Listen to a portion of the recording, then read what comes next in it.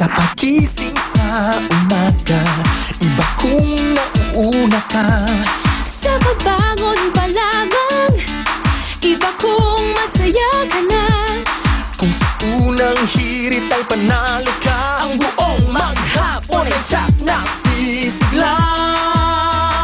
Sa unang hirit, unang-una ka. Sa unang hirit, bisyong totoo ang ganda. Sa unang hirit, ang saya-saya. Sa unang hirit, unang hirit, unang hirit, mangunguna ka. Unang hirit, unang-una ka.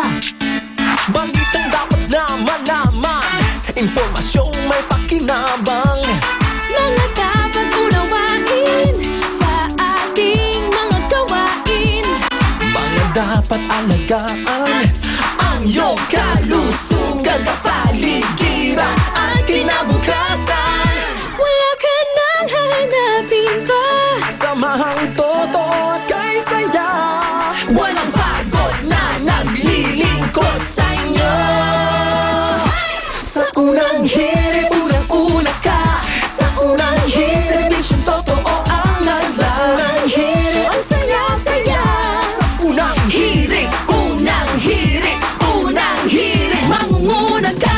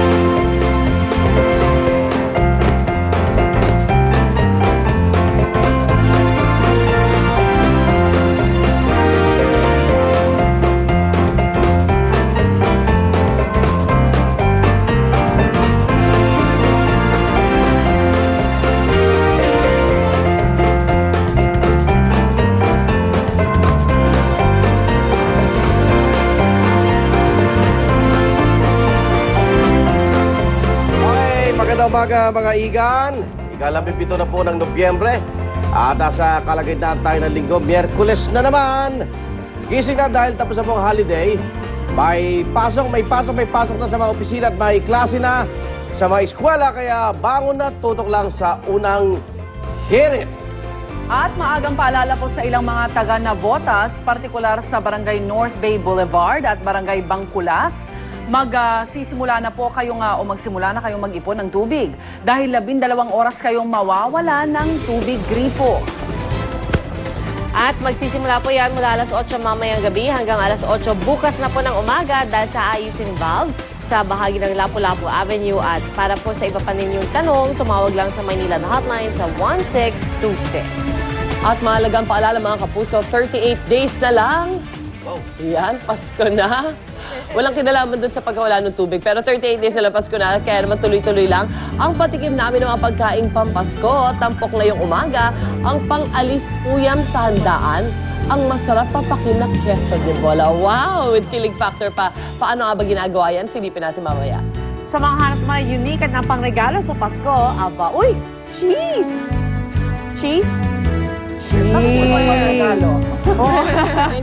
Baka it starts out like that, tapos binibilog na ba yun? Ay, ang sarap. Parisukat muna no, bago mag-bola. Uy, pero ang sarap niyan sa bread at kung saan-saan pa. Actually, by itself, masarap kainin niya, no? Cheese. Ba't kilalagyan ng pula? Cheese, Plus ham. Ba't kilalagyan ng Cheese pula? and grapes. Yung cheese and peanut butter. Cheese and Kanyang wax. Ay, yung pwede. Sarap din. At sa mga harap naman na unique na panregalo sa Pasko, aba, mamangha kayo sa mga imbensyong ibibida natin mula sa Pinoy Inventors Trade Fair sa Quezon City. Mula sa board game na Pinoy hanggang sa proteksyon ng inyong sasakyan gamit lamang ang cellphone. Plus, marami pang ibang amazing inventions yan na makikita natin mamaya. Kaya narito naman ang iba pang balitang dapat nyo malaman. Tapirit na tayo.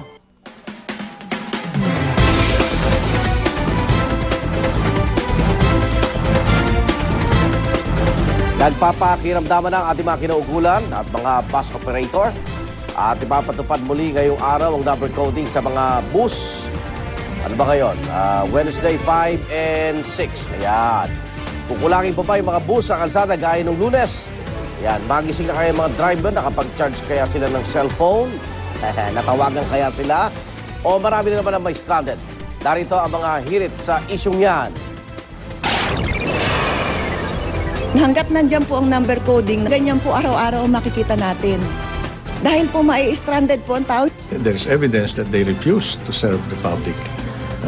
Then there are corresponding penalties. Magkakaalaman ngayon kung may negatibo epekto nga ba sa dami ng pumapasadang bus sa Metro Manila ang pagpapatupad ng number coding. Hugas kamay pa rin kasi mga bus operators na wala silang ginawang tigil pasada noong Lunes. At dapat daw sisihin yung libo-libong pasahero na stranded ay ang number coding. Kaya di raw sila magtataka uli kung ngayong araw, konti na naman ang mga bus na papasada. Sa datos na hawak ng Metro Manila Bus Operator, para sa araw ito ng Miyerkules, 328 bus ang hindi makakabiyahe dahil sa coding. Kung imumultiply dito ang 500 pasahero, lalabas daw na libo-libo talaga ang bilang ng pasahero na maapektuhan. Pero para raw matulungan pa rin nila ang mga commuter at hindi rin sila malugi, pinag-iisipan na rin po ng bus operators na humingi ng injunction sa Korte Suprema para pansamantalang ipatigil itong number coding. Dialogo naman ang gusto ng Malacanang para sa mga bus operator at concerned government agencies. Pero ayon sa DOTC at MMDA, kahit may dialogong gagawin, tuloy ang implementasyon ng number coding. Wala rin daw atrasan sa investigasyon at pagpaparusa sa mga sumali sa strike nitong Lunes na nahaharap sa suspensyon o kanselasyon ng kanilang prangkisa. Sa inisyal po na datos ng LTFRB, sa 140 bus firms, 40 lang dito ang hindi sumali sa strike. Pinagpapaliwanag na ng ahensya ang 100 bus operator. Lagot! Oh, lahat kayo lang. Habang matagal-tagal silang magtitigil pasada pag nagkataon. Babawiin yung prangkisa. Parsahang tigil pasada.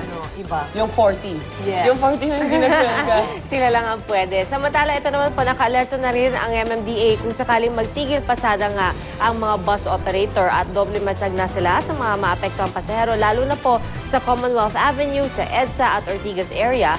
Aga naman daw magbibigay ang MMDA ng libreng sakay.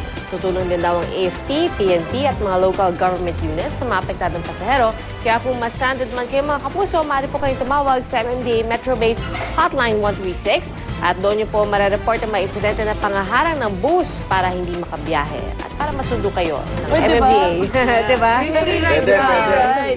Mahirap Hello, yung libreng stranded sakay, ako. Oo, yun ba yun? Yun yun. Oo, parang truck. Depende kung ano ang Patayo pinagtatrabahuan ka, mo. libre ka, pero Paano hindi kung ka- nakaskirt Kapalda ka? ka ba? Hindi ka komportable. Okay, kinamusta rin natin ngayon ang operasyon ng isa sa mga malalaking kumpanya ng bus sa Metro Manila, ang GEL Transit. Kompleto kaya ang papabiyahe nila mga bus ngayong araw?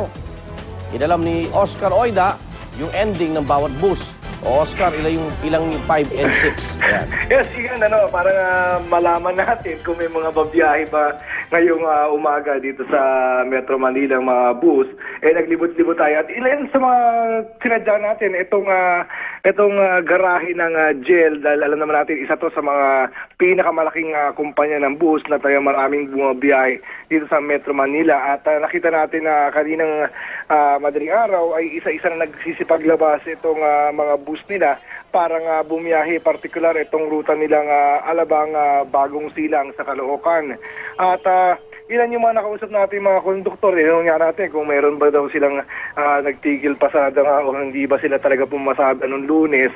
At medyo ilag sila sa pagsagot, although ilan na sinabi na hindi raw sila bumiyahe pero desisyon doon ng mga driver. Pero ngayon, nakita naman natin ay isa-isa na nagsisipaglabasan yung mga bus at normal operation daw sila sa araw na ito. Doon base sa mga nakausap nating mga driver nga kaninang madaling araw. So wala pa naman tayo nakikitang anumang aberya doon sa mga nadaanan nating lugar at marami pa naman tayo nakikitang bus na bumabiyahe sa mga sandali nito. Igan?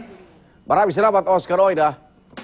Sa gusto na nangyayari ngayon sa hari ng mga bus, buti na lang at hindi nakikisabay yung mga jeepney operator at driver, pero dahil daw sa panibago na naman pagtaas ang presyo ng diesel, by 2 piso. Mukhang naubusan na rin sila ng pasensya, kaya naman ang kanilang hiling.